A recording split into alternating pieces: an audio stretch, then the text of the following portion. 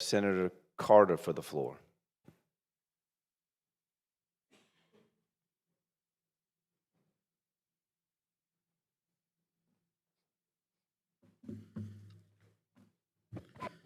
Thank you, Mr. President, members.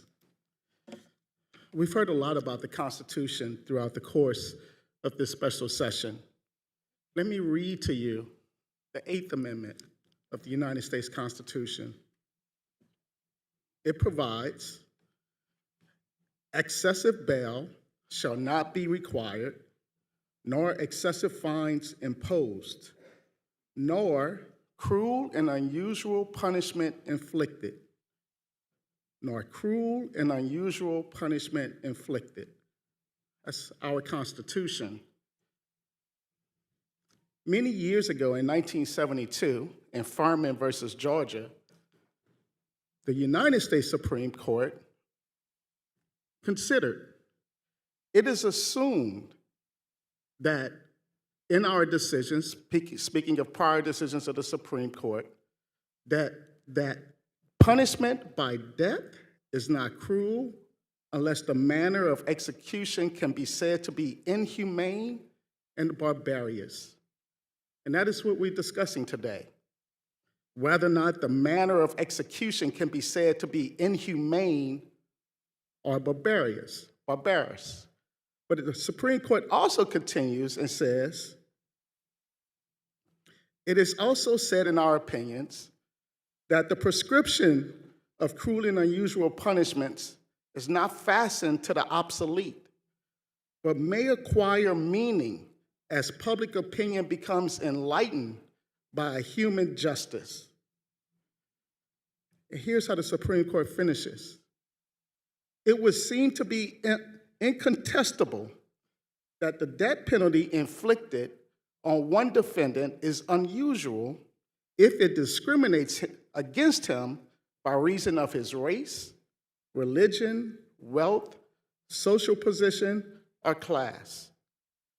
It would be unusual and cruel to subject one defendant to the death penalty in a disproportionately discriminatory manner. And way back when, in 1972, the United States Supreme Court found evidence that the death penalty was disproportionately assigned to those who were African American, those who were poor, those who were of other minority groups. The Supreme Court found it a racist practice. It was discriminatory. It was deemed unconstitutional. Not just whether or not the method the state goes about carrying out an execution, but the manner by which it is imposed. Since then, that's 1972, many states have enacted laws to figure out what's a humane way to try to carry out the death penalty. They're yet to find one. And many of them had tried to enact practices that try to address the discriminatory effect that the death penalty is imposed. Louisiana, that's not part of the call. We can't address that. And if you look at the current numbers that we have on death row here in Louisiana, it shows evidence that is being assessed in a discriminatory manner. We know because we just left the redistricting session that African Americans make up a third of the state, but yet we represent 2/3 of those who are on death row.